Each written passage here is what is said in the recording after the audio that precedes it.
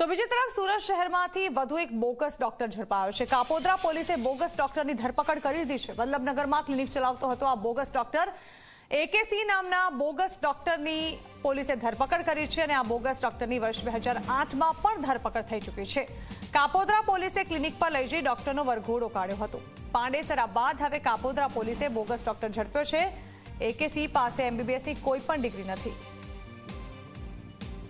તો આ અંગે વધુ વાત કરવા ફરી એકવાર સંવાદદાતા ચેતન પટેલ અમારી સાથે જોડાઈ રહ્યા છે। ચેતન, આ ઝોલાછાપ ડોક્ટરનો જાણે કે રાફડો ફાટ્યો છે। એવું લાગી રહ્યું છે કે સુરતથી જાણે કે આ ઝોલાછાપ ડોક્ટર જે છે તે રીતસરના મેન્યુફેક્ચર થઈ રહ્યા છે। વધુ એક ઝોલાછાપ ડોક્ટરને ઝડપી પાડવામાં આવ્યો છે।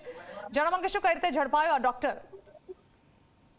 જી જેના આ ઝોલાછાપ તબીબ કરતા સૌથી મોટી જો બેદરકારી હોય તો ખાસ કરીને જિલ્લા આરોગ્ય વિભાગની છે। ખાસ કરીને આ એકમાત્ર ડોક્ટર નથી, પરંતુ સુરત શહેરમાં આ રીતના ઝોલાછાપ જો તબીબની વાત કરીએ તો હજારોની સંખ્યામાં આ રીતે ઝોલાછાપ જે તબીબો છે તે લોકોને શારીરિક જે છેડછાડ છે તે કરી રહ્યા છે।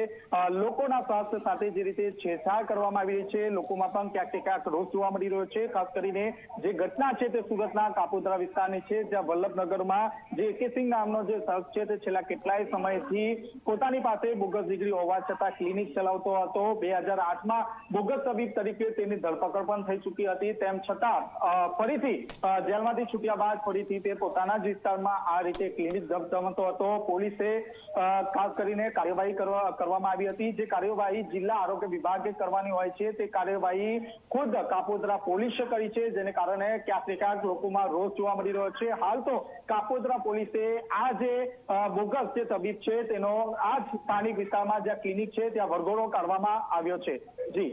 જી બિલકુલ, આભાર ચેતન।